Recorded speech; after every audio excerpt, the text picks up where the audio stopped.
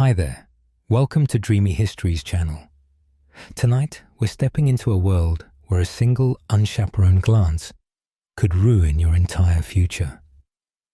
Picture yourself standing in a stuffy Victorian parlour, your corset cutting off circulation while your mother watches your every breath, ready to pounce if your ankle shows for even a second.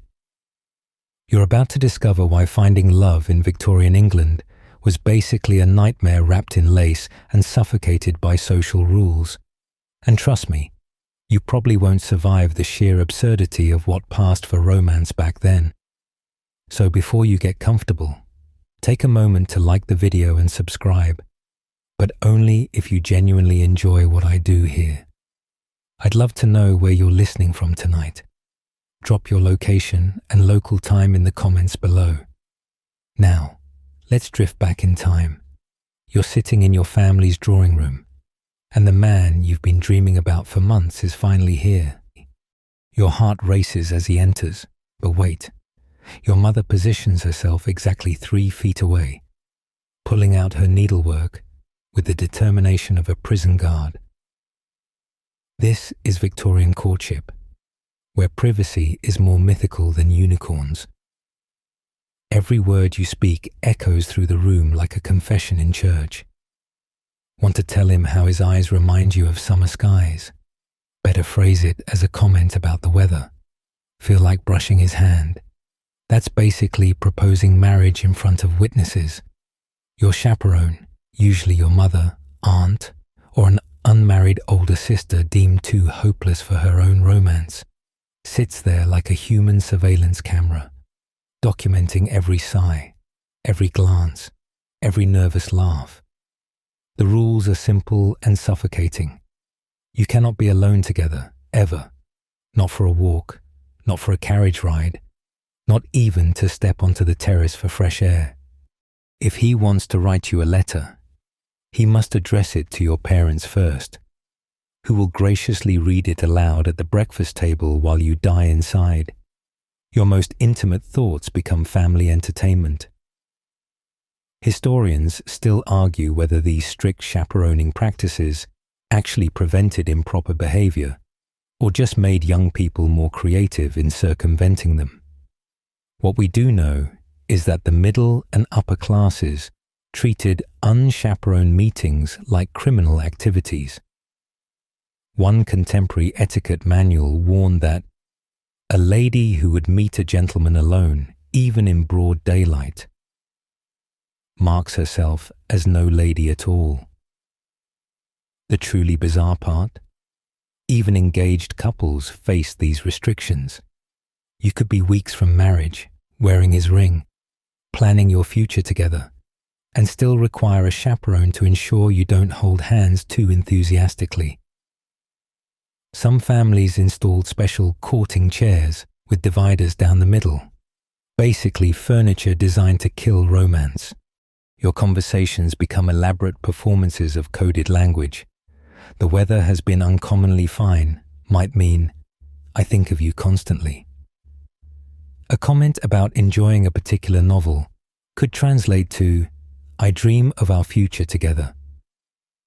Every interaction transforms into a linguistic puzzle that would make modern texting seem straightforward. The working classes had slightly more freedom, but only because they couldn't afford the luxury of constant supervision.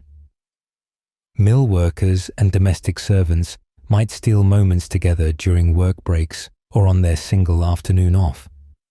But even then, the community watched, neighbors gossiped, and reputations hung by threads thinner than the cotton they spun. The clock strikes 3, and you're preparing for another suffocating afternoon of courtship. But first comes the daily torture chamber, getting dressed. Your lady's maid arrives with today's instruments of fashionable agony, starting with the corset that will slowly squeeze the life out of you for the next 16 hours. She pulls the laces tighter and tighter until your ribs crack like old floorboards. And breathing becomes an Olympic sport you're destined to lose. But the corset is just the beginning of your fashion nightmare. Next comes the crinoline, a steel cage that makes you approximately the width of a small carriage. You've heard stories of women catching fire when their massive skirts brushed against fireplaces, turning elegant ladies into human torches at dinner parties. Last month, your cousin Charlotte got stuck in a doorway during a ball and had to be extracted by 3 footmen while her suitor watched in horror. The real killer, though, lurks in the very fabric of your beautiful green ball gown. That gorgeous emerald shade comes courtesy of arsenic-based dye, slowly poisoning you with every waltz. Your fashionable friends joke about drop-dead gorgeous, not realizing how literal that phrase has become.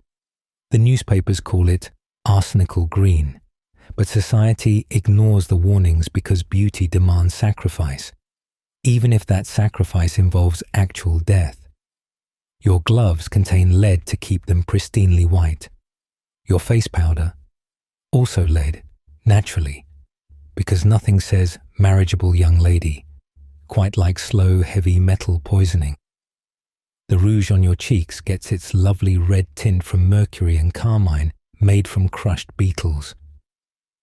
Historians still argue whether Victorian women were aware of these dangers or simply chose fashion over survival, though the numerous deaths suggest willful ignorance played a major role. The peculiar beauty standards don't help matters. You're supposed to look simultaneously robust enough to bear children, yet delicate enough to faint at impropriety. This impossible balance means corseting yourself until your waist measures less than your neck, while padding your hips and bust to create an hourglass figure that defies human anatomy. Some women resort to eating arsenic wafers to achieve that coveted translucent complexion, because apparently, looking half dead is the height of attractiveness. Your potential suitor arrives, and you must navigate courtship while essentially wearing a death trap. The crinoline swings wildly with every movement, knocking over tea services and small children. You've perfected the crinoline lean, a peculiar backward tilt required to sit without your skirt flying up to reveal the shocking sight of your ankles.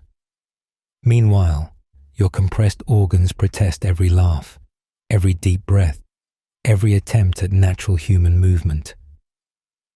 Fashion magazines of the era promoted increasingly extreme styles. Skirts grew so wide that women literally couldn't fit through doors together. Ballrooms installed traffic flow systems to prevent crinoline collisions. The Lancet Medical Journal reported numerous deaths from crinolines catching in machinery, carriage wheels, or simply dragging their wearers off cliffs during romantic seaside walks. The men don't escape unscathed either. Your gentleman caller sports a collar so high and stiff, it's nicknamed a father killer, for its tendency to cut off circulation.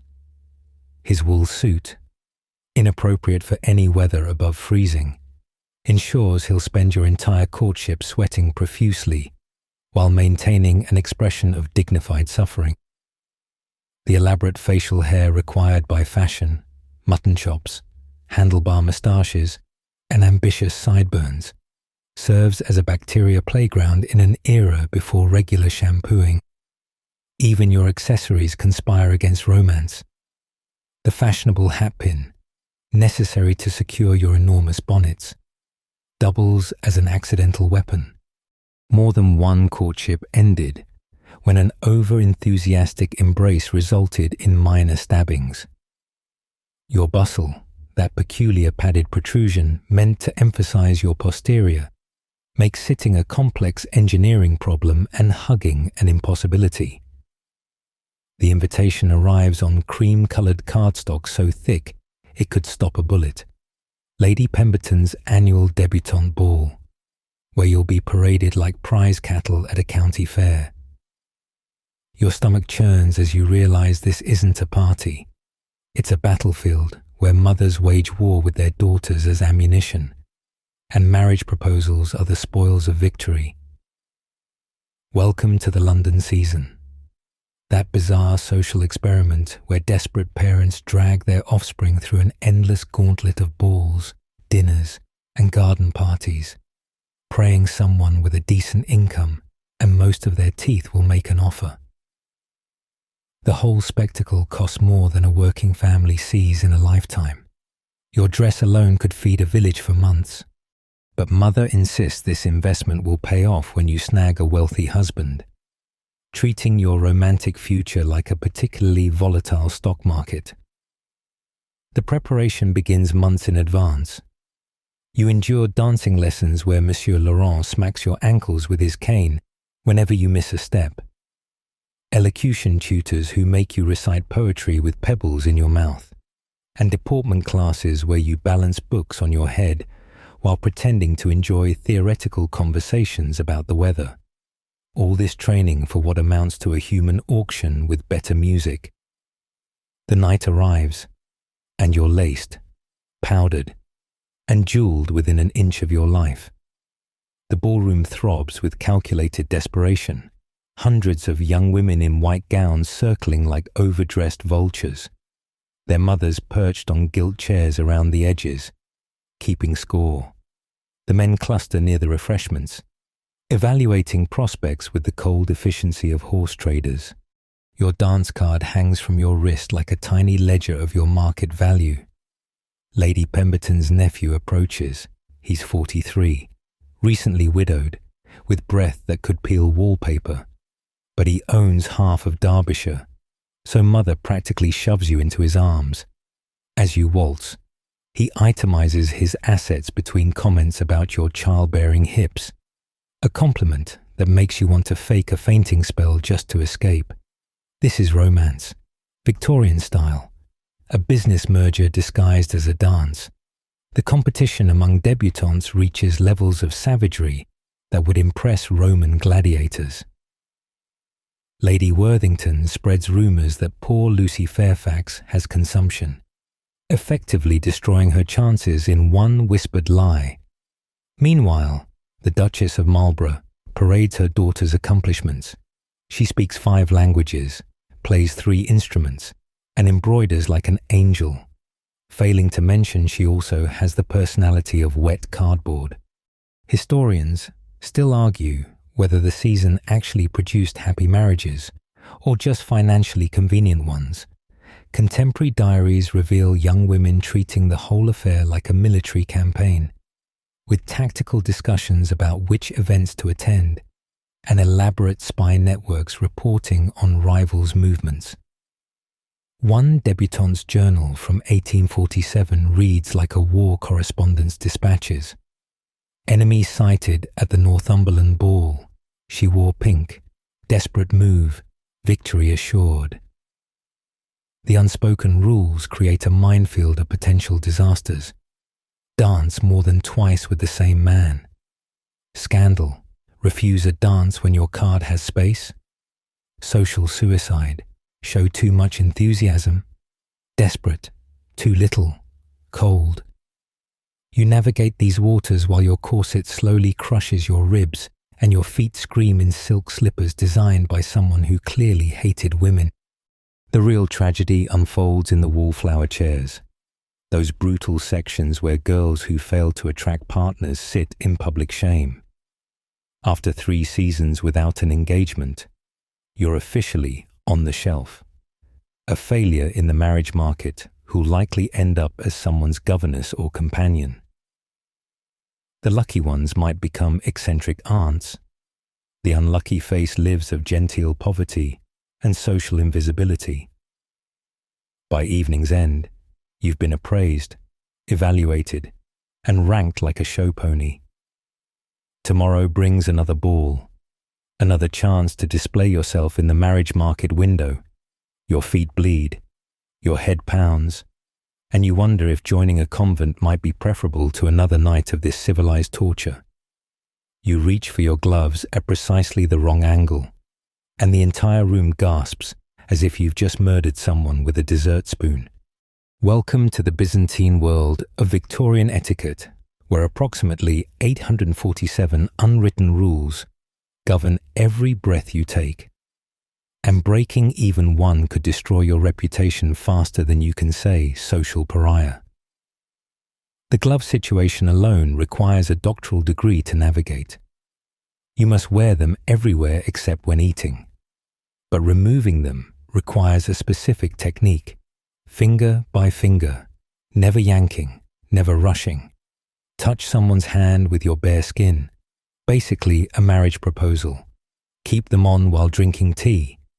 Unspeakably vulgar. The colour matters too. White for balls, tan for morning visits, black for morning, and God help you if you mix them up. Your morning begins with the complex ritual of leaving calling cards, those little rectangles of social warfare that determine your entire position in society. The rules would make a chess grandmaster weep.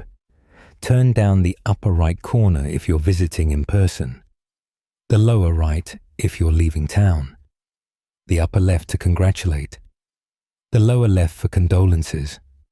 Leave the wrong corner turned on the wrong day at the wrong house, and you might as well pack for the colonies. Speaking requires navigation skills that would challenge a diplomat. You cannot address a man by his first name unless you're engaged, and sometimes not even then. You can't acknowledge someone on the street unless they acknowledge you first, leading to elaborate sidewalk dances where people pretend not to see each other, while desperately trying to figure out who outranks whom. One contemporary etiquette manual devoted 47 pages just to the proper way to respond to an introduction. The dining table transforms into a minefield of potential disasters. 27 different utensils surround your plate like tiny silver soldiers, each with its own specific purpose and order of use. Pick up the fish fork for the meat course. Social death. Historians still argue whether the complex table settings served any practical purpose or simply existed to humiliate the newly wealthy who hadn't grown up memorizing flatware hierarchies. Your posture must remain perpetually perfect, spine straight, shoulders back, but not too far back because that suggests pride. Sit too comfortably. Loose morals. Cross your ankles. Scandalous.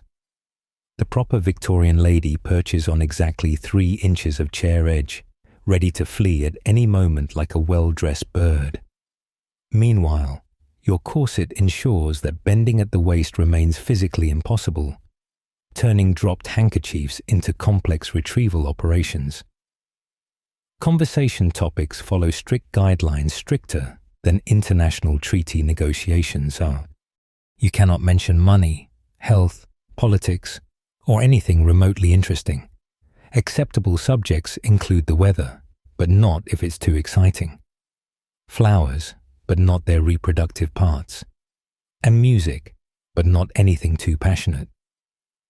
One etiquette guide warned that a lady who discusses literature too enthusiastically marks herself as a bluestocking, which apparently ranked somewhere between pickpocket and anarchist on the social acceptability scale. The bizarre prohibition against useful knowledge creates particularly absurd situations. You're expected to speak French but never fluently enough to seem educated. You should play piano but never well enough to seem professional. Paint watercolors but never display actual talent. The ideal Victorian woman possesses accomplishments the way she possesses jewelry, for decoration, not use. Your laugh must tinkle like bells.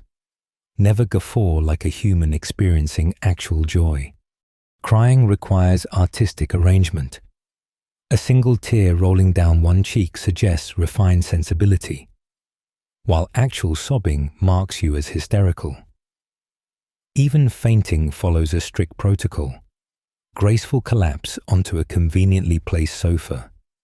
Never an ungainly crumple onto the floor.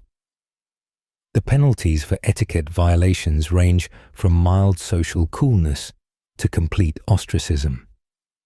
Lady Ashford touched a gentleman's elbow while reaching for tea cakes and spent the next 3 seasons being not at home to every visitor. Miss Pemberton laughed too loudly at a dinner party and found herself mysteriously absent from every subsequent invitation list.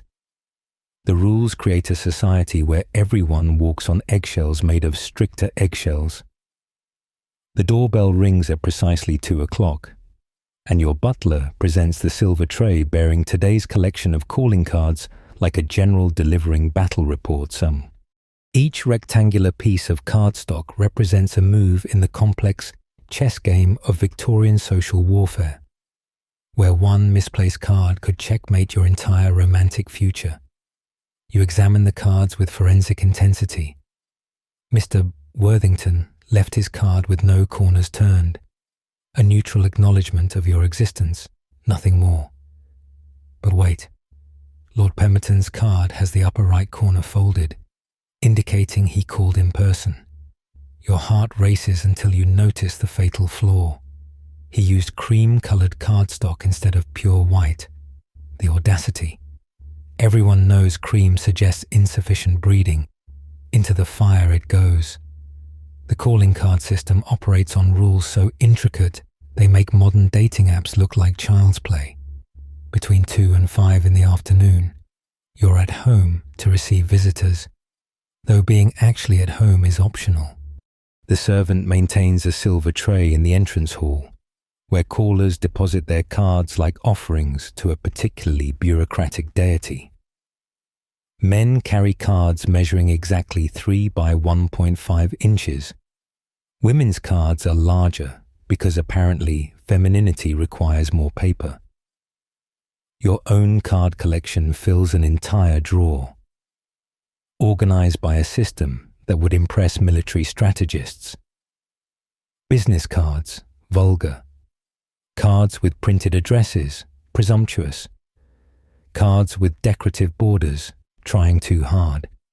And the ultimate sin, cards with photographs. Mrs. Pemberton committed that atrocity last season and still hasn't recovered socially.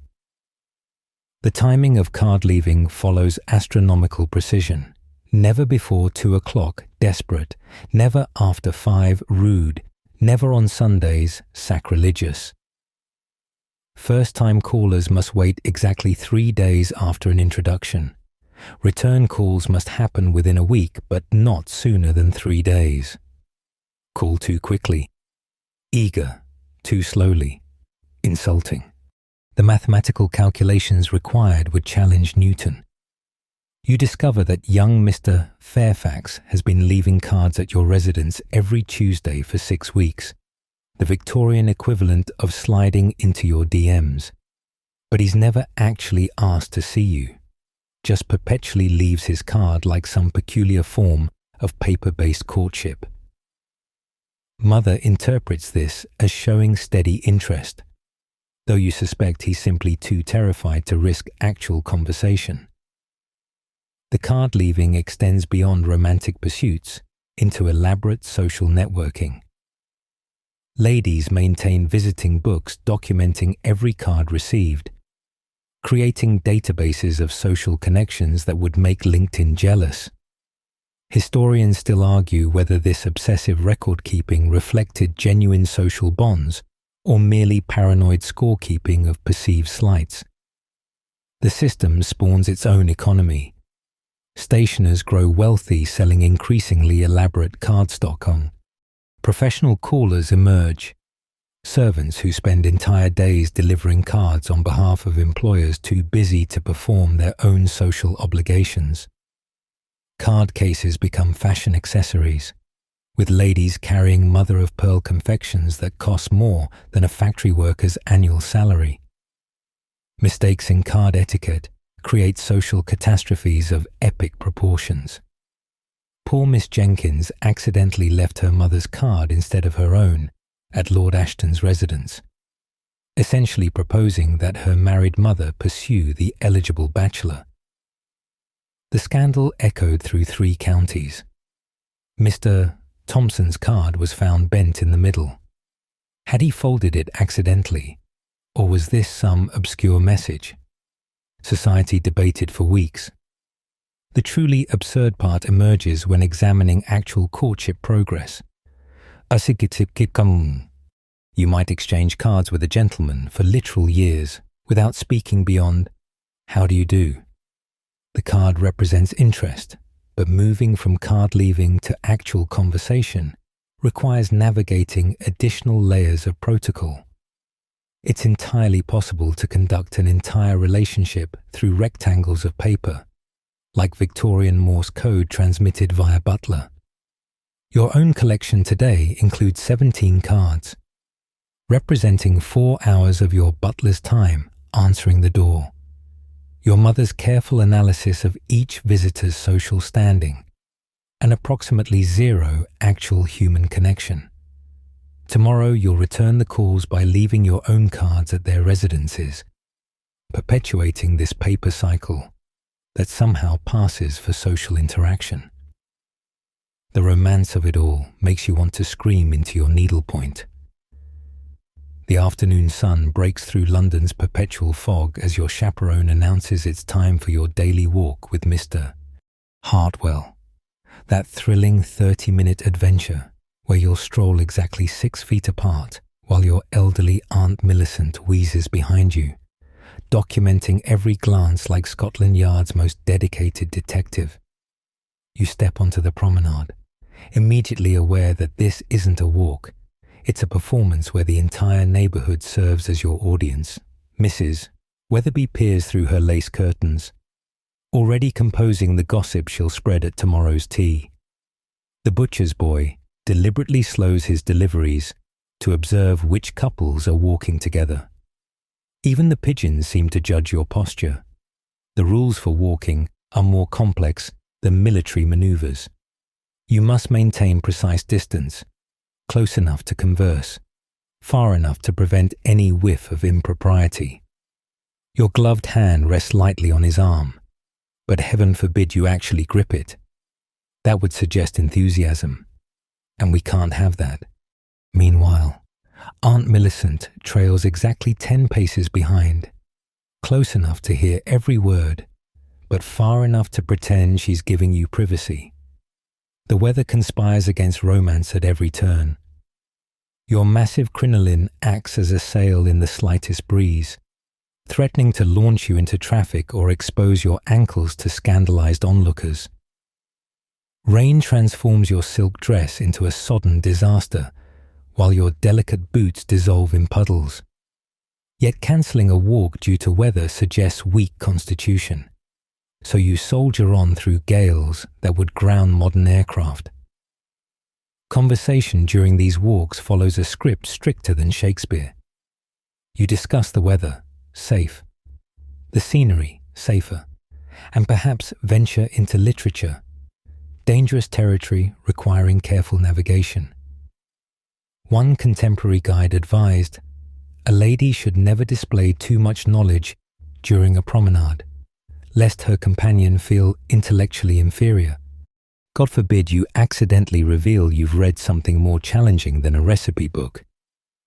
The true nightmare begins when you encounter puddles, those mirrors of social destruction scattered across Victorian streets.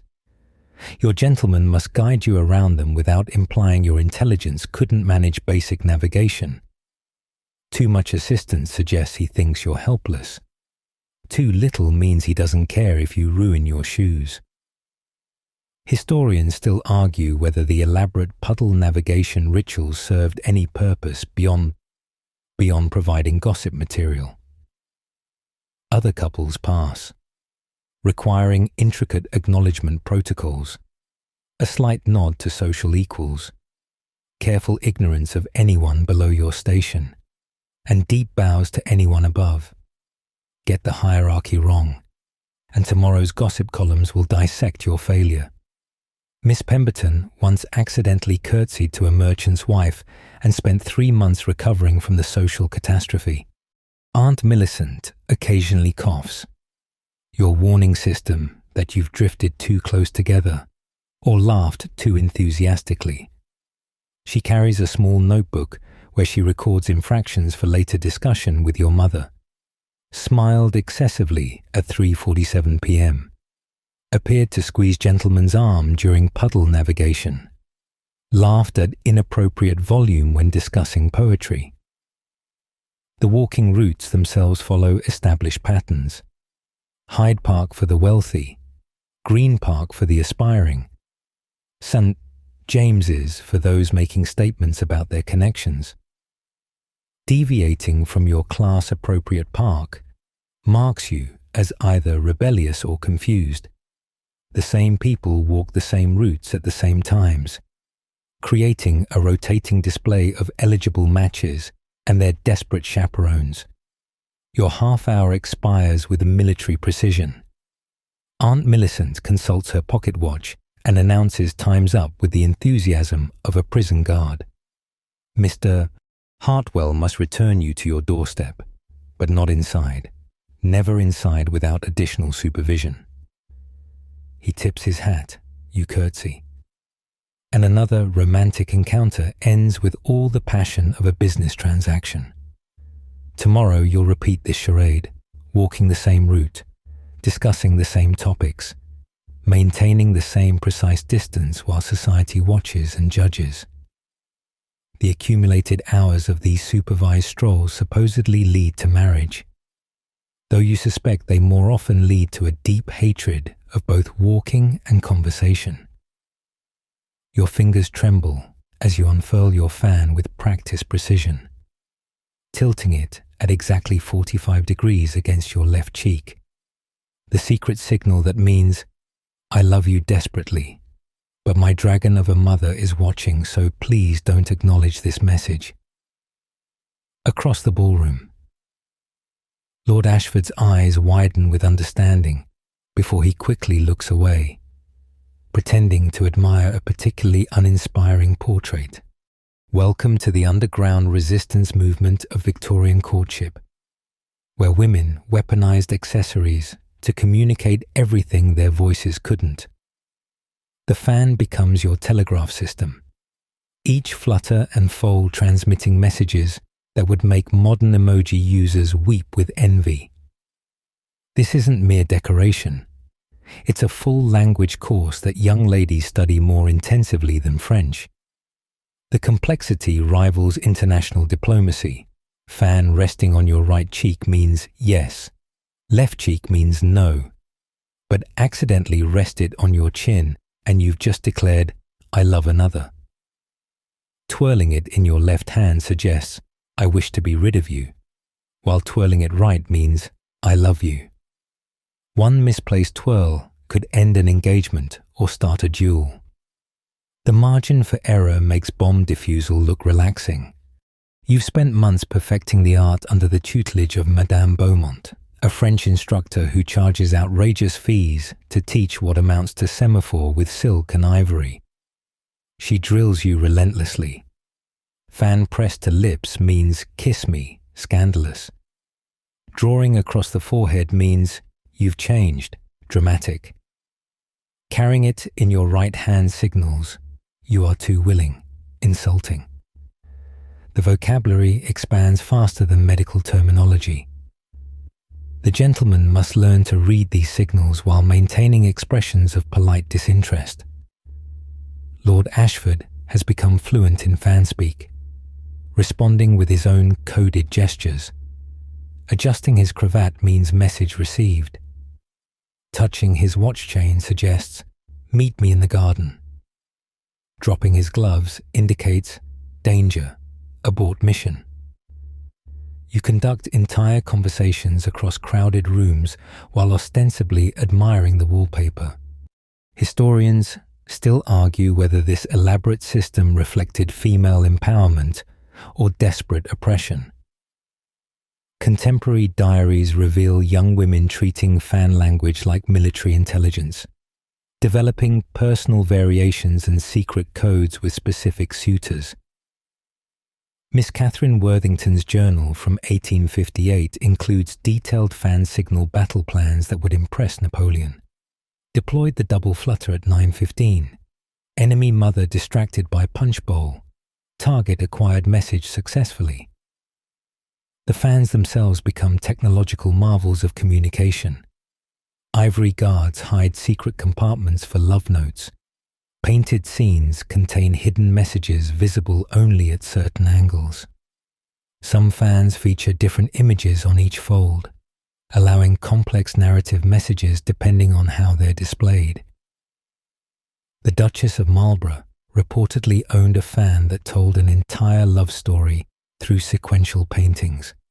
Prehistoric PowerPoint for the romantically inclined. Competition drives innovation in fan signaling. Young ladies develop increasingly subtle variations to outwit vigilant chaperones. The accidentally drop fan maneuver evolves 17 different meanings based on how it falls, which hand retrieves it, and the precise angle of retrieval. Professional fan makers advertise models specially weighted for accurate dropping. Capitalism meets covert courtship. The system spawns unintended consequences. Nervous debutantes accidentally send marriage proposals while trying to cool themselves. Elderly ladies wielding fans for actual temperature control inadvertently broadcast scandalous messages. At Lady Somerset's ball, the Dowager Countess of Wessex frantically fanned herself during a hot spell, unknowingly signalling, "Take me to the garden for illicit kisses," to increasingly alarmed young gentlemen. Your own fan collection fills an entire drawer. Ivory for formal occasions, painted silk for garden parties, black lace for communicating tragic rejection. Each carries battle scars from your romantic campaigns, water stains from when Lord Pemberton spilled punch during a particularly intense exchange, a broken spoke from over-enthusiastic go-away signalling to Mr. Collins. Tonight's mission involves transmitting your acceptance of Lord Ashford's proposal through fan movements alone, since your parents have forbidden direct communication. The message requires 12 distinct movements performed in sequence while maintaining casual conversation with your mother. One wrong angle could change, "Yes, I'll marry you," to "Your mother resembles a pudding." The pressure would break lesser women, but you're a veteran of the fan wars now. The evening's entertainment begins with a game of consequences, and you already know someone's reputation will die tonight. Your hostess, Lady Pemberton, arranges everyone in a circle with the gleeful expression of a Roman emperor about to release the lions. These aren't innocent diversions. They're psychological warfare disguised as parlor games, where one wrong answer could destroy your marriage prospects forever. You fold your paper and pass it along, having written Lord Ashford as your answer to whom she met. The paper will circulate, accumulating a story that inevitably ends with someone marrying someone wildly inappropriate. Last month, the game paired Miss Thornton with the elderly gardener, and she still hasn't lived down the scandal of blushing when it was read aloud. In Victorian society, even fictional impropriety carries real consequences. Next comes forfeits, that sadistic exercise where failure at trivial tasks results in humiliating penalties. You must balance a book on your head while reciting poetry. Drop it, and you'll have to kiss the gentleman of the group's choosing. The married women cackle as you wobble, knowing that either outcome provides gossip fodder. Success makes you a dull prude. Failure brands you eager for masculine attention. The games grow progressively crueler as the evening advances. 20 questions becomes an interrogation technique where players extract embarrassing secrets through careful questioning. Are you thinking of something that happened in a garden? Leads to, did it involve a gentleman? And before you know it, you've accidentally confessed to that innocent conversation with the curate that your mother specifically forbade. Snapdragon arrives with brandy and flames, literally. Someone pours brandy into a dish, sets it afire, and players must snatch raisins from the flames. Nothing says suitable marriage material, quite like publicly burning your fingers while onlookers judge your pain tolerance. Historians still argue whether this game served any purpose beyond sadism and potential disfigurement. The truly diabolic nature emerges during questions and commands, where refusal to answer truthfully or perform the commanded action results in social penalties. Would you marry for money? Poses an impossible trap. Say yes and you're mercenary. Say no and you're lying.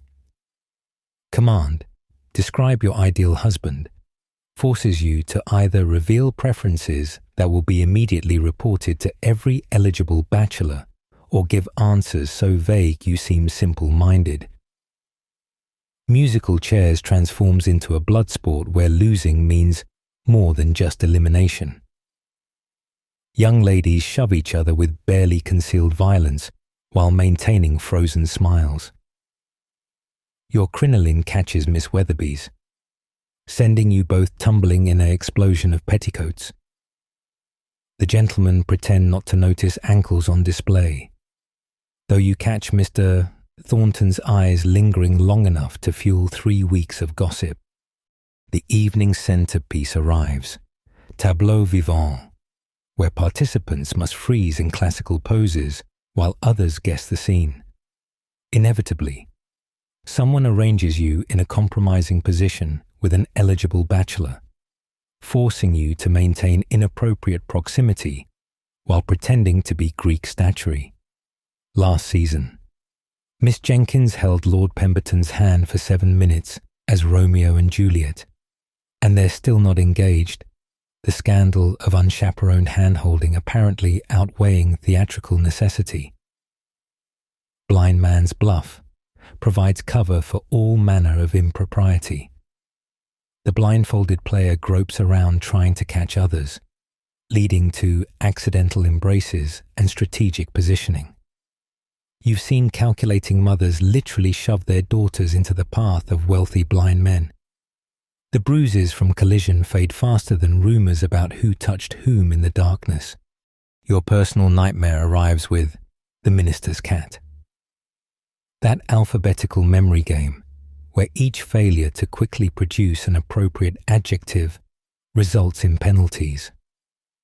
Under pressure, your mind goes blank at letter Q, and you blurt out, quivering, immediately realizing the sexual implications. The room erupts in shocked titters while you contemplate fleeing to a nunnery. By evening's end, 3 engagements have been hinted at, 2 reputations lie in tatters, and someone always leaves in tears. These games serve as Victorian society's version of natural selection, weeding out those too weak, too honest, or too intelligent to survive the marriage market. Tomorrow's gossip will dissect every glance, stumble, and unfortunate adjective choice, transforming innocent games into weapons of social destruction. Lord Ashford stands in your father's study, sweat pooling beneath his starched collar as he prepares to ask for your hand, not from you, of course, because your opinion matters less than the family dog's. He must first secure permission from your father, then your mother, possibly your brother, and if Great Aunt Agatha visits from Bath, her blessing too. You, meanwhile, wait in the parlour embroidering furiously while your entire future gets negotiated like a trade agreement. The bureaucracy of Victorian proposals would make modern government look efficient. Before Lord Ashford can even dream of approaching your father, he must first write to his own father for permission to pursue marriage. Then his solicitor must contact your family's solicitor to ensure financial compatibility. Background investigations follow that would impress the FBI. Family trees examined for madness, debt, or worse, trade connections. Your father summons Lord Ashford for the interview, that terrifying ritual where your beloved gets grilled about his income, prospects, and ability to maintain you in the style to which you've become accustomed.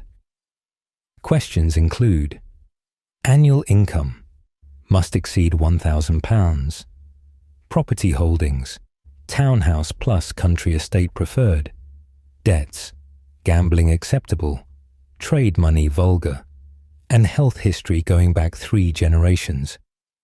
Romance doesn't enter the conversation.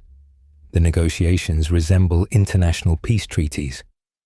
Your father demands settlements ensuring your financial security should Lord Ashford die, abandon you, or prove impotent. Lawyers draft documents specifying your pin money, widow's portion, and provisions for hypothetical children. Your dowry gets discussed with the same romantic passion as cattle prices. All this occurs while you're not even in the room. If your father approves, and that's a massive if, Lord Ashford must then approach your mother. She conducts her own interrogation focusing on family connections, social standing, and his mother's reputation.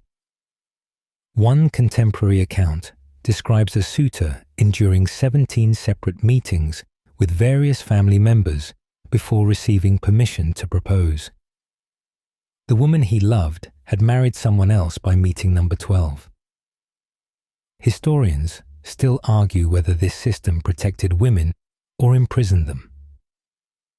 Contemporary diaries reveal young women desperately scheming to influence these negotiations through intermediaries, bribing servants for information, having sympathetic aunts advocate for them, even fainting strategically to delay unfavorable decisions. Miss Elizabeth Fairfax famously developed convenient illnesses whenever unsuitable suitors approached her father, maintaining mysterious ailments until they gave up. The actual proposal, should Lord Ashford survive the bureaucratic gauntlet, follows a script stricter than Parliament proceedings. He must kneel, but not too dramatically, speak formally, but not coldly, and present a ring, expensive, but not ostentatious. You must appear surprised despite months of negotiation, delighted, but not eager, accepting, but not desperate. One wrong note, and society questions the entire arrangement. Your response requires careful calibration. Too enthusiastic? Unladylike? Too reserved? Ungrateful? You've rehearsed with mother, the proper gasp, the modest downward glance, the trembling, "I would be honoured." Natural emotion has no place in this performance. Miss Pemberton once laughed with genuine joy during her proposal and spent weeks defending herself against accusations of hysteria. The ring itself carries enough symbolism to sink a ship. Diamonds suggest purity, rubies passion, slightly scandalous, emeralds faithfulness, sapphires wisdom. The setting speaks volumes: gold for tradition, silver for modesty, elaborate for showing off, simple for either refined taste or poverty. Lord Ashford spent 3 months selecting yours, consulting jewellers, mothers, and fashion magazines before settling on something that says respectable wealth without vulgar display, even after acceptance. Obstacles remain. The engagement must be formally announced in the Times, worded precisely to avoid scandal.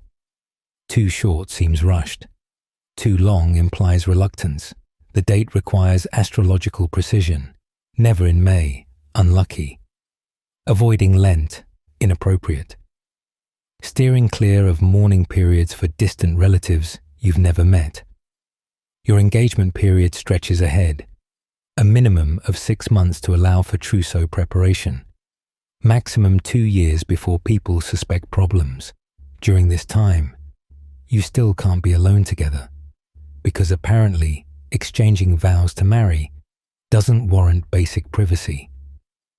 The proposal process concludes, but the bureaucracy of Victorian romance continues its relentless march toward your eventual wedding day. The solicitor's office smells of old leather and crushed dreams as your father haggles over your market value, like you're a prize heifer at auction. The marriage settlement negotiations have entered their 3rd hour. with lawyers arguing whether your dowry of £10,000 warrants an annual pin money of £200 or merely £150. Nobody asks your opinion on being literally priced and sold. Because why would they? You're just the merchandise. Your dowry represents your family's entire savings, scraped together through generations of careful economy. Without it, you're unmarriageable, a burden destined for spinsterhood. With it, you're a financial transaction with reproductive capabilities attached.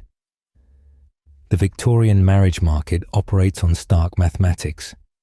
Beauty fades, charm wears thin, but £10,000 invested at 4% provides £400 annually forever. Lord Ashford's family demands detailed accounting of your dowry's source. Money from trade? Unacceptable. Colonial plantations? Questionable. Inherited land? Perfect. The origins matter more than the amount, creating absurd situations where £5,000 of clean money outweighs £20,000 tainted by merchant associations. Your grandfather's successful brewery must be disguised as agricultural interests to preserve everyone's delicate sensibilities. The negotiations reveal Victorian marriage's true nature, a corporate merger with kissing. Your father pushes for pin money, that peculiar allowance meant for your personal expenses because married women can't legally own property. Lord Ashford's lawyer counters that £150 annually should cover your needs, clearly never pricing a single dress. The haggling continues while you embroider in the next room, stitching your initials onto linens for a household you'll never truly own. The settlement details grow Byzantine. What happens if Lord Ashford dies? You get a widow's portion. What if you die in childbirth? Your dowry reverts to his estate. And what if you produce a no-male heir? Complicated provisions involving distant cousins. Every horrific possibility gets discussed with the emotional investment of ordering lunch. Your reproductive organs are contractually obligated to perform before you've even met them. Historians still argue whether these settlements protected women or enslaved them. Contemporary documents reveal desperate families bankrupting themselves to provide dowries, selling estates held for centuries to purchase their daughters' respectability. The Pemberton family auctioned their entire art collection to fund 3 daughters' marriages, leaving them eating porridge in an empty mansion, but socially triumphant. The dowry system creates perverse incentives. Younger sons without inheritance hunt heiresses like big game, charming their way to fortune through strategic marriage. Fortune hunters prowl ballrooms with the dedication of prospectors, calculating net worth through dance steps. Miss Wellington's £50,000 dowry attracted 43 proposals in one season, including one from a man who hadn't actually met her, but admired her financial statements. Your own situation grows more precarious with each negotiation session. Without your dowry, Lord Ashford's family won't accept the match. With it, you wonder if he loves you or your £10,000. The doubt poisons every romantic gesture. Did he notice your eyes or your annual income? That passionate poem he wrote, was it inspired by your smile or your securities portfolio? The final contract spanned dozens of pages, detailing everything from your dress allowance to funeral arrangements. Clauses cover scenarios you'd never imagined. What if Lord Ashford develops madness? You get a separation but no money. What if you're barren? Grounds for annulment. Dowry partially refunded. What if he gambles away the fortune? Too bad. Legally, you don't exist separately from him anyway. And the signing ceremony feels like executing your own financial death warrant. Once married, everything you own becomes his. Your dowry, inherited jewelry, even gifts from relatives. you'll need his permission to spend money you brought to the marriage. The law considers you covered by your husband, a legal non-entity absorbed into his identity like some financial parasite. Your mother frames this as protection. A good husband manages these tedious money matters, so you needn't worry your pretty head. But you've seen what happens when good husbands turn bad. Watched Mrs. Thornton beg her husband for coach fare to visit her dying mother. Observed Lady Pemberton's jewels disappear into her husband's gambling debts. The dowry that should secure your future instead purchases your servitude. The newspaper boy's cry pierces the morning fog. Latest scandal sheets, fresh gossip, marriages made and destroyed. Your hands tremble as you unfold the London Gazette society pages, scanning for your name with the mixture of dread and fascination that these anonymous gossip columns inspire. There it is. Third paragraph.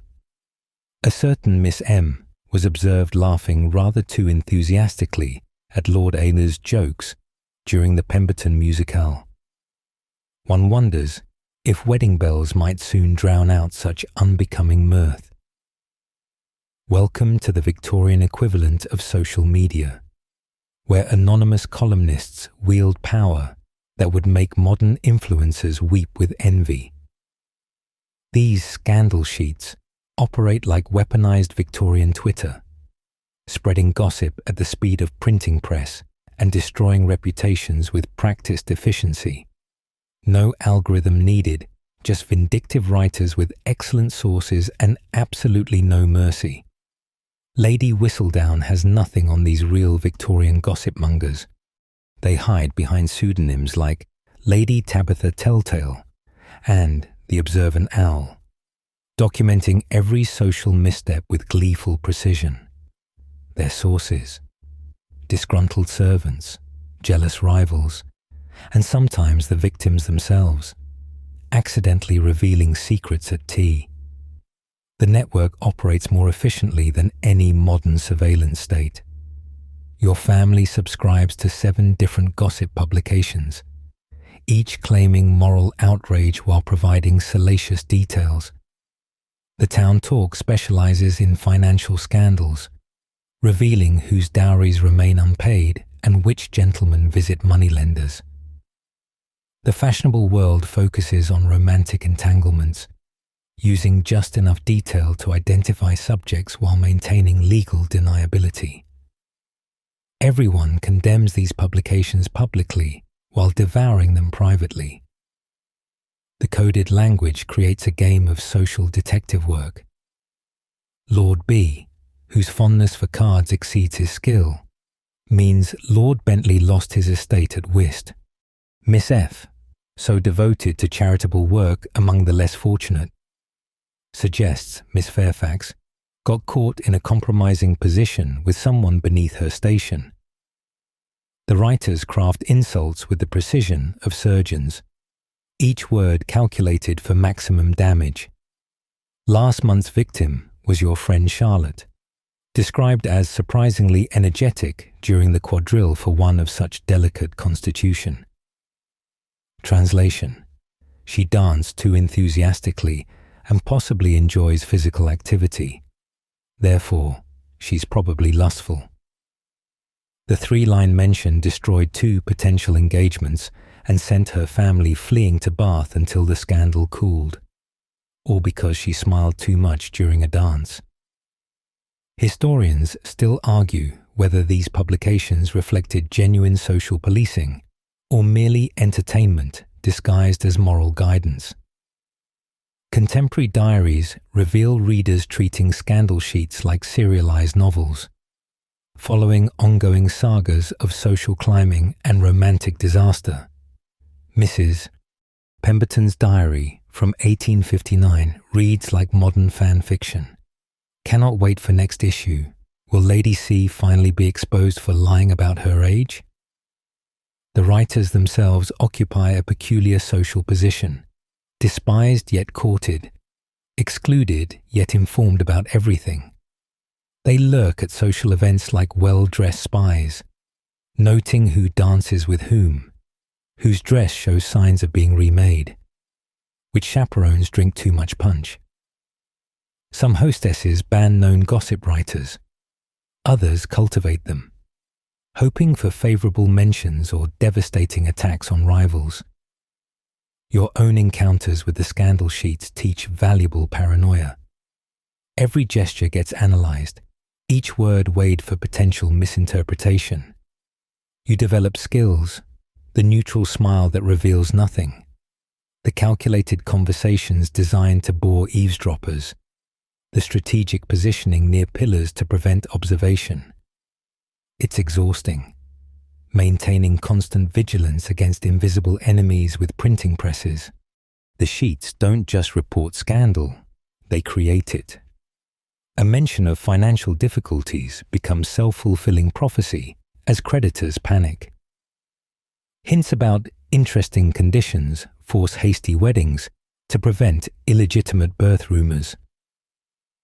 The writers understand their power and wield it like social arbitrators, making and breaking reputations based on unknown criteria and personal vendettas. Fighting back proves nearly impossible. Lawsuits require admitting you're the barely disguised subject, confirming the gossip you're trying to deny. Bribes sometimes work, but writers often accept payment from both sides, publishing denials that somehow make things worse. The Thorntons paid £50 to quash rumours about their son's gambling, only to read about their admirable but perhaps excessive concern for their heir's reputation. Today's edition includes 17 ruined reputations, 4 broken engagements, and 1 family fleeing to the continent. Tomorrow will bring fresh casualties in this war fought with ink and innuendo. You fold the paper carefully, hiding it from the servants who definitely already read it and are probably this week's anonymous sources. The orchestra strikes up a waltz, and you watch in horror as Miss Pemberton stumbles during the opening turn, her foot tangling in her massive crinoline. She crashes into Lord Worthington, who dominoes into the refreshment table, sending lemonade cascading across Lady Ashford's new silk gown. Within seconds, Miss Pemberton transforms from marriageable debutante to social pariah, all because she turned left when she should have turned right. Welcome to the blood sport of Victorian ballroom dancing, where one missed step means social death, and wallflowers aren't just flowers, they're casualties of war. The dance floor operates like a combination of obstacle course, theatre stage, and public execution platform where reputations die in 3/4 time. Your own dance card hangs heavy from your wrist, each empty space screaming unwanted to everyone watching. Being a wallflower means more than sitting out dances. It's a public declaration of your failure as a woman. You've mastered 17 different dances, practiced until your feet bled, memorized every possible combination of steps, yet here you sit beside the potted palms with the other rejects, pretending you actually prefer watching. The politics of dance cards rival international diplomacy. Too many dances with one gentleman suggests impropriety, but if no one asks, you're obviously defective. Mothers circle the ballroom like generals positioning troops, shoving their sons toward acceptable targets. You watch Mrs. Weatherby literally drag her son across the floor, hissing, "Ask the Pemberton girl," before someone notices she's been sitting for 3 dances. The actual dancing presents physical challenges that would defeat Olympic athletes. Your crinoline spans 6 feet in diameter, creating a moving barrier that threatens everyone within range. Add 30 other couples similarly equipped, and the dance floor becomes a maritime disaster of colliding ships. The men navigate these textile icebergs while maintaining perfect posture and avoiding the hatpins that protrude from elaborate coiffures like tiny spears. Dance mistakes create instant scandal. Touch your partner's hand too firmly. Harlot, too lightly. Cold fish. The proper pressure requires scientific precision, enough to maintain control, but not enough to suggest enthusiasm. Eye contact follows similar rules. Too much implies desire. Too little suggests boredom. Looking at other couples means you're comparing partners. You must gaze at exactly the middle distance, expressing pleasant vacancy. Historians still argue whether Victorian ballroom culture created social cohesion or collective trauma. Contemporary accounts describe young women vomiting from anxiety before balls, developing mysterious illnesses to avoid dancing, and fleeing to convents rather than face another season of public evaluation. The Countess of Derby's memoir recalls fainting deliberately to escape particularly awful partners, a skill she taught her daughters as survival technique. The hierarchy of dances creates its own drama. The quadrille demands military precision. The polka requires unseemly bouncing. But the waltz, oh, the scandalous waltz, involves actual prolonged contact with a man. When first introduced, doctors warned it would corrupt young women through excessive physical proximity and rotating motion harmful to delicate constitutions. Now everyone pretends it's acceptable while secretly thrilling at sanctioned embracing. Your personal nightmare arrives when Lord Pemberton, age 67 and recently widowed, claims his dance. His breath smells like deceased fish. His hands feel like damp leather. And he counts the steps allowed while crushing your feet. But refusing would create worse scandal than enduring. So you smile while internally screaming, pretending delight at his stories about gout remedies. The wallflower section develops its own ecosystem. You recognize the regulars. Miss Thompson, too tall. Miss Jenkins, too intelligent. Miss Hartley, insufficient dowry. And yourself, laugh too loudly once. Together, you perfect the art of looking contentedly occupied while dying inside. Embroidery appears, providing protective camouflage. Fans flutter in synchronized desperation. Everyone pretends this is voluntary. The evening's ultimate humiliation arrives during the final dance. Tradition dictates you dance with whoever asks, but no one does.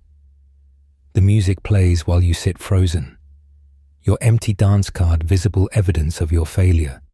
Tomorrow's gossip columns will note, Miss Miking seemed to particularly enjoy observing the dancers. Code for complete social disaster, possibly contagious. By evening's end, casualties litter the metaphorical battlefield. 3 girls cried in the ladies' retiring room. 2 engagements ended over dance floor collisions, and someone's reputation died when they attempted a spontaneous twirl. You survived, technically, but your sore feet and crushed spirit suggest Pyrrhic victory at best. Dr. Hartwell adjusts his monocle and delivers his professional diagnosis with the gravity of a judge passing death sentence. Hysteria, clearly.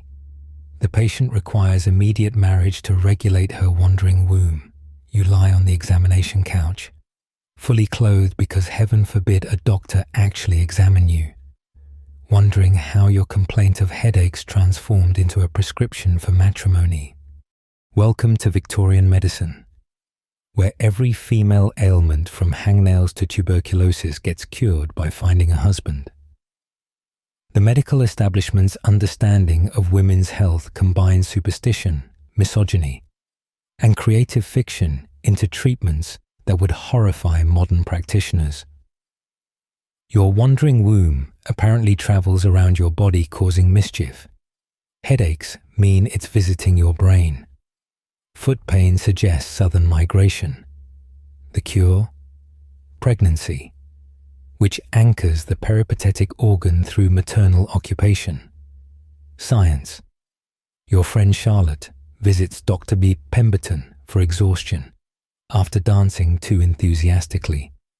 His prescription: complete bed rest, no reading, too stimulating, no visitors, too exciting, and definitely no laughing, practically lethal.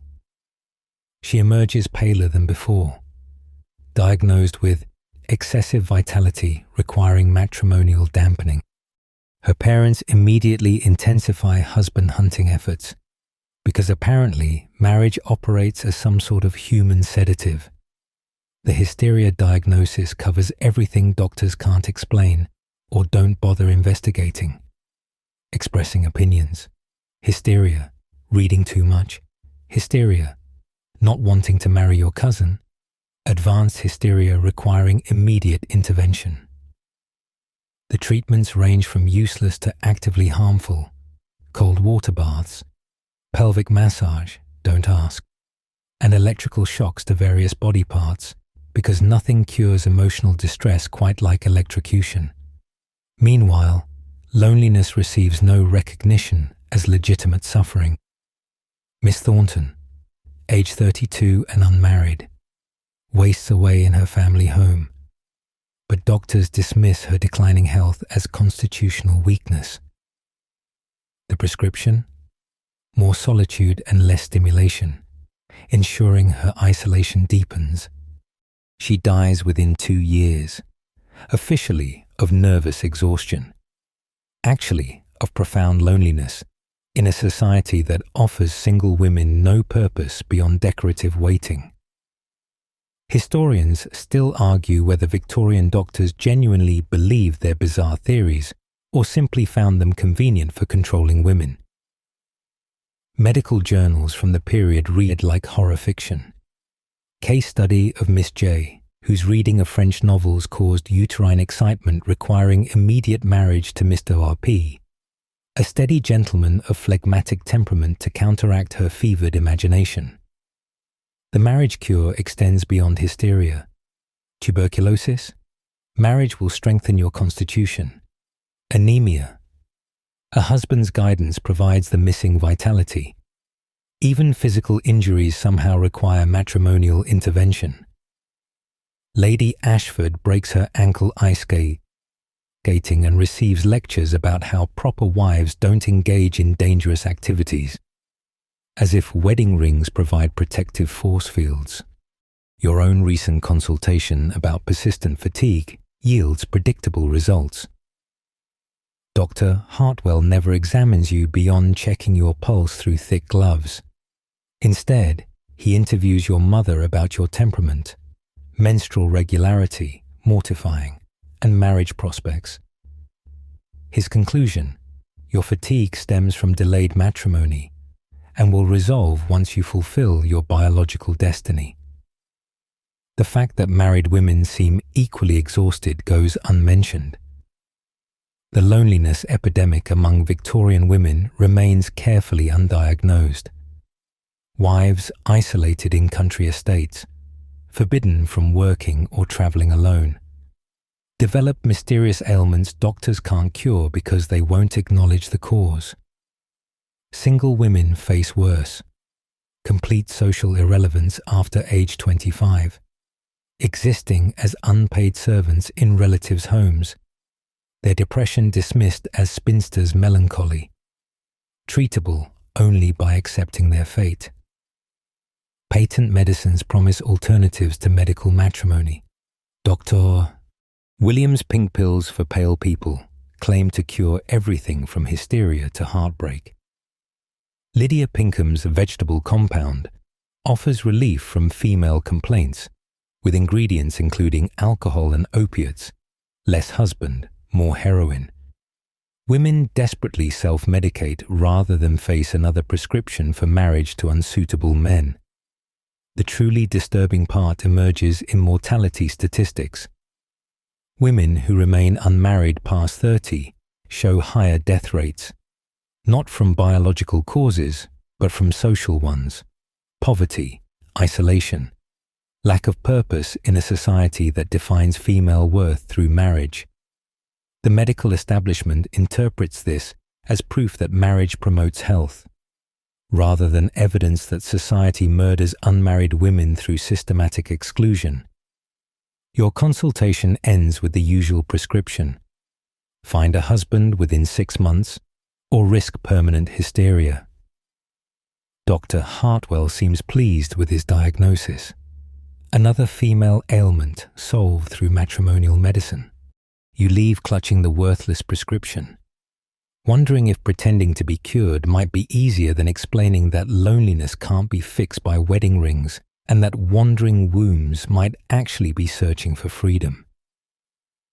The garden gate creaks at midnight as you slip through. Your heart hammering against your corset stays while you navigate the shadows toward the gazebo. Lord Ashford waits in the darkness, and for the first time in your 2-year courtship, you'll actually be alone together. No chaperones, no surveillance, no suffocating rules. This clandestine meeting could destroy everything if discovered, but desperation drives otherwise respectable people to extraordinary risks. Victorian society creates its own rebels through impossible restrictions. You've become an expert in deception, fictional headaches to skip social events, bribing servants for their silence, developing elaborate alibis with sympathetic friends. Your diary contains coded entries that would require military cryptographers to decipher. Visited Aunt Margaret means you met Lord Ashford in the circulating library. Embroidered handkerchiefs translates to exchanging forbidden letters through your lady's maid. The underground network of rule breakers operates with surprising efficiency. Servants, underpaid and overworked, often sympathize with young lovers, carrying messages for small fees. Certain shopkeepers allow their back rooms for brief meetings. Even some chaperones occasionally develop convenient blindness during walks, granting precious moments of unsupervised conversation. This shadow society functions through mutual blackmail. Everyone knows everyone else's secrets. Your friend Emma conducts an entire romance through her bedroom window, using a rope and basket system to exchange letters with her beloved in the garden below. Charlotte meets her suitor in the British Museum's Egyptian Gallery every Thursday, pretending to study hieroglyphics while whispering sweet nothings behind sarcophagi. The Morrison twins perfected synchronized fainting spells, allowing one to be rushed home while the other seized 10 unchaperoned minutes. The consequences for discovery range from social death to actual death. Miss Pemberton, caught walking alone with a gentleman, was immediately sent to Scotland, where she remains in permanent exile 3 years later.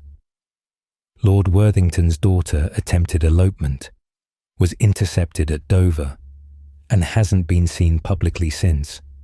Rumours suggest either a French convent or discreet asylum. These cautionary tales don't stop the desperate. They just make them more creative. Historians still argue whether these secret rebellions represented genuine romance or simply reaction to oppression. Contemporary diaries reveal both: passionate love affairs that couldn't survive within society's constraints, but also relationships that existed purely because they were forbidden. The thrill of rule-breaking sometimes substituted for actual compatibility, leading to disastrous marriages between people who discovered they had nothing in common once the excitement of secrecy ended. Your own midnight meeting illuminates the absurdity. After 2 years of supervised interactions, you barely know Lord Ashford beyond his opinions on weather and acceptable literature. Tonight, you discover he actually has a sense of humour, political opinions, and a fondness for astronomy, all characteristics impossible to reveal during chaperone conversations about nothing. This stranger is supposed to become your husband next month. The tools of rebellion grow increasingly sophisticated. Invisible ink recipes circulate among young ladies, allowing love letters disguised as household accounts. Secret languages develop. Flower arrangements convey messages. Book spines turned certain ways indicate meeting times. Even piano pieces played in specific orders communicate across party rooms. One enterprising couple conducted their entire courtship through chess moves, each game a coded conversation. Some rebels pushed beyond secret meetings to outright defiance. Lady Catherine Worthington lived openly with her lover for 7 years, sacrificing social position for personal happiness. These fallen women create parallel societies in certain London neighbourhoods, supporting each other through shared ostracism. Their existence terrifies proper Victorian families more than death itself, proof that survival outside social approval remains possible. Tonight's meeting ends too quickly. Dawn threatens, and discovery would mean catastrophe. You've risked everything for 1 hour of honest conversation, one opportunity to know the man you're supposed to spend your life with. The irony burns. Society forces you into lifetime commitment with strangers, then acts shocked when marriages fail. The return journey requires more courage than the departure. Each footstep might betray you. Every shadow could hide watching eyes. You slip back through your bedroom window as the first servants stir, collapsing into bed still fully dressed. Success, this time. But the fundamental problem remains. Victorian courtship transforms natural human connection into criminal activity, creating a society where following your heart means breaking every rule. Tomorrow you'll resume the charade, supervise visits, empty conversations, pretending this midnight revelation never happened. But something has shifted. You've tasted freedom, discovered actual conversation, glimpsed what romance could be without society's strangling grip. The question becomes, accept the cage or plan your escape? The church bells ring as you stand at the altar in your white satin prison, about to pledge yourself eternally to a man you've spoken to alone exactly once. Lord Ashford looks equally terrified beneath his composed exterior. Two strangers about to share a bed tonight, because Victorian society demands marriage before actual acquaintance. Your wedding night looms like an approaching tsunami, and nobody has explained what exactly happens when it hits. The tragic comedy of Victorian sexual education consists entirely of what doesn't get said.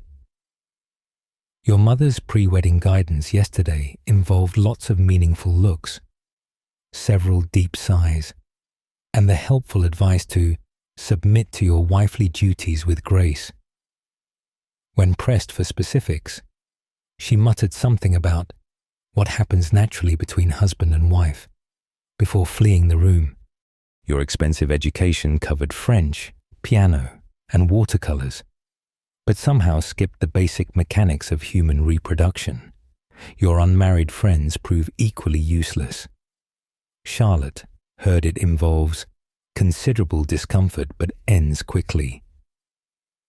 Emma insists babies come from excessive marital affection, though what constitutes excessive remains unclear.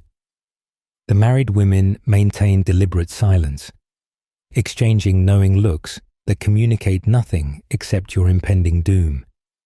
This conspiracy of ignorance ensures each bride faces her wedding night in state of complete terrified bewilderment.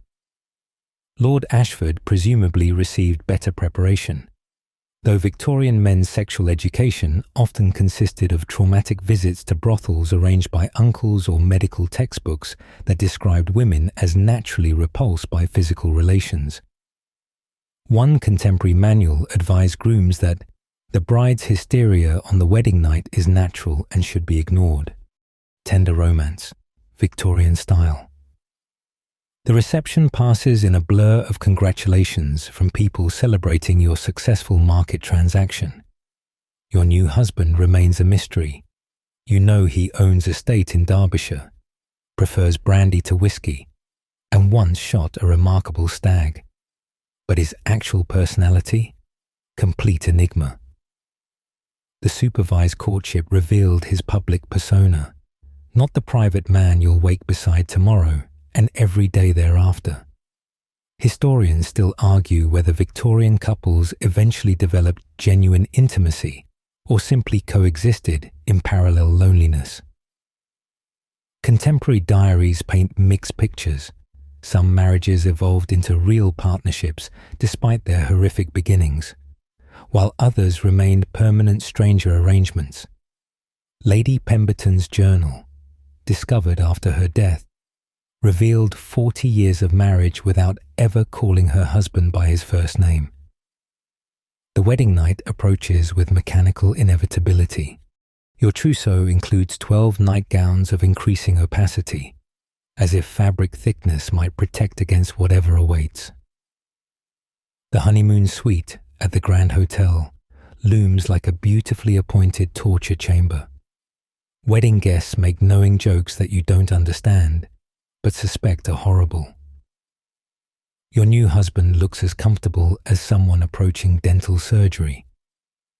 Some couples found creative solutions to the stranger marriage problem. Lord and Lady Worthington reportedly spent their wedding night playing cards and talking until dawn, postponing physical intimacy until they actually knew each other. The Ashfords famously maintained separate bedrooms for 6 months while developing friendship first. But social pressure and legal requirements make such arrangements difficult. Unconsummated marriages can be annulled, creating scandal. The carriage ride to your honeymoon destination passes in excruciating silence. What do you say to your new stranger husband? Nice weather for December seems inadequate given you'll share everything from now until death. He clearly struggles equally, managing only, "I hope you'll be comfortable at Ashford Hall," before lapsing into studied window gazing. Your wedding night represents Victorian society's ultimate contradiction: prudish public morality, demanding complete ignorance, while private law requires immediate sexual consummation. You're simultaneously expected to be shocked by male anatomy and successfully navigate intercourse, maintain virginal innocence while fulfilling reproductive duties, express proper reluctance while ensuring heir production. These impossible requirements guarantee disappointment for everyone involved. The hotel room door closes with terrifying finality. 2 complete strangers now locked in matrimonial bond, expected to create instant intimacy from nothing. No gradual courtship, no passionate romance, no genuine knowledge of each other, just social obligation wearing white lace.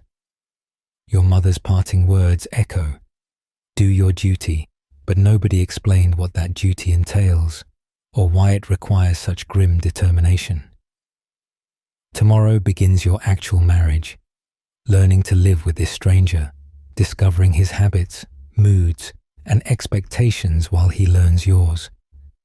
Perhaps love will grow from this arranged proximity. Perhaps you'll develop the partnership society claims marriage provides.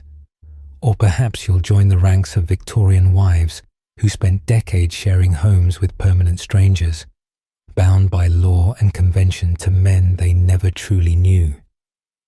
The candles burn lower in your bedchamber as this tale of Victorian romantic horrors draws to its close. You've witnessed the impossible obstacles, the suffocating chaperones, the deadly fashion requirements, the social rules that transform simple conversation into criminal activity, the marriage market that treated women like livestock, the gossip columns that destroyed lives with whispered rumors, the medical establishment that prescribed wedding rings for every female ailment from headaches to heartbreak. Perhaps most tragic of all were those wedding nights between complete strangers. 2 people knowing nothing of each other beyond bank balances and social standing, expected to forge lifetime bonds from ignorance and fear. Some found their way to genuine love despite society's best efforts to prevent it. Others remained forever locked in elegant prisons, sharing homes but never hearts with the strangers they'd married. As you drift toward sleep in your modern world, where you can text freely, date without surveillance, and actually know someone before marrying them, spare a thought for those Victorian lovers who fought so hard for moments we take for granted. Every unchaperoned walk, every private conversation, every chance to fall in love naturally exists because they endured and eventually changed a system designed to strangle human connection. Close your eyes now and let gentler dreams replace these visions of corsets and calling cards. Your own romantic future remains unwritten, free from the rigid rules that trapped our Victorian ancestors. Rest well, and remember, no matter how complicated modern dating might seem, at least you don't need a chaperone to have a simple conversation. Sweet dreams, and thank you for joining me in this journey through history's most suffocating approach to love.